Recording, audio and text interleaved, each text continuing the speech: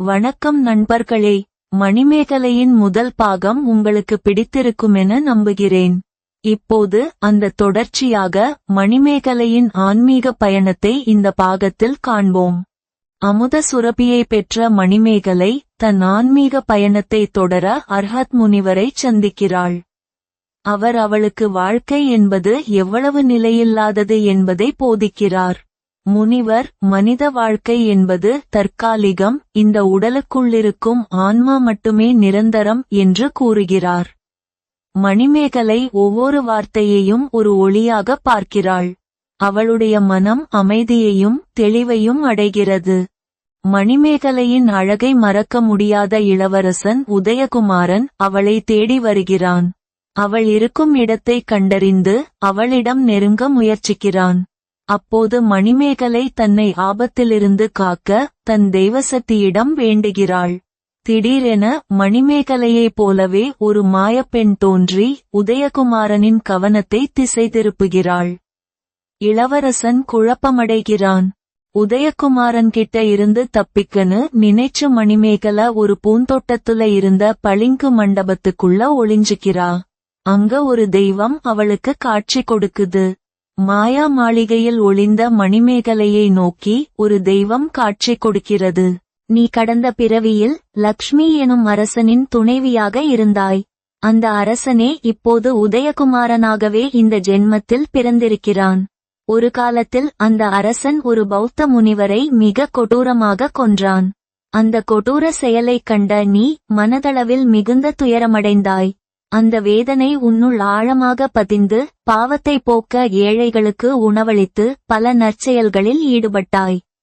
அந்த பிறவியின் கர்ம பந்தமே இந்த ஜென்மத்தில் உங்களிருவரையும் மீண்டும் ஒன்றிணைக்கச் செய்திருக்கிறது. ஆனால் இந்த சந்திப்பு சந்தோஷத்துக்காக அல்ல, கர்மத்தின் விளைவாகவே துன்பத்தால் ஆனது என கூறுகிறது.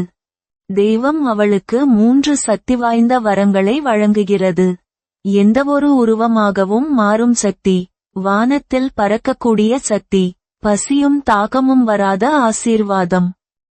இந்த வரங்களை பெற்றதும் மணிமேகலை வேறொரு உருவத்தை எடுத்து அங்கிருந்து மாயமாகிடுறா.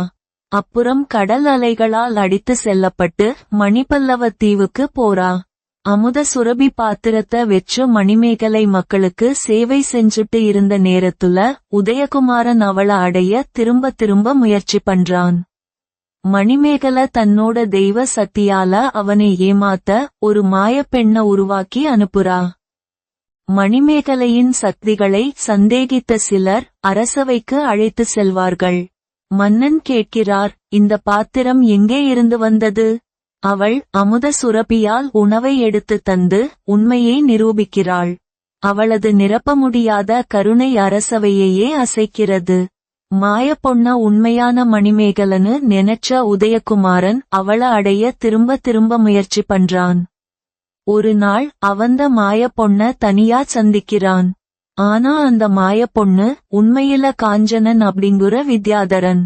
அவன முற்பிறவியில மணிமேகலையால உண்டான கோவத்தினால உதயகுமாரன வாளால வெட்டிடுறான். மணிமேகலை இதை அறிந்து வருந்தினாலும் தன்னுடைய துறவற பாதையை விட்டுவிடவில்லை.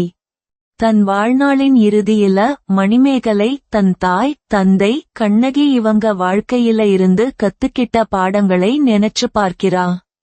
அவளோட வாழ்க்கை ஒரு தத்துவம்னு புரிஞ்சுக்கிறா. இந்த வாழ்க்கை ஒரு தத்துவம்தான். ஆசை, துன்பம், இன்பம் இவை எல்லாமே கடந்து கருணையிலும் ஞானத்திலும் நிலைத்திருப்பதுதான் ஆன்மா. ஒரு சாதாரண பெண்ணா ஆரம்பிச்சு ஒரு ஞானம் நிறைந்த புத்த துறவியா மாறிய மணிமேகலையோட கதை நமக்கு கருணையும் ஆன்மீக பாதையும் எவ்வளவு முக்கியம்னு உணர்த்துகிறது. மணிமேகலை காப்பியம் பற்றிய இந்த வீடியோ உங்களுக்கு பிடித்திருக்கும்னு நம்புறேன். லைக் பண்ணுங்க, ஷேர் பண்ணுங்க, மறக்காம நம்ம சேனலை சப்ஸ்கிரைப் பண்ணுங்க. அடுத்த வீடியோவில் சந்திப்போம்.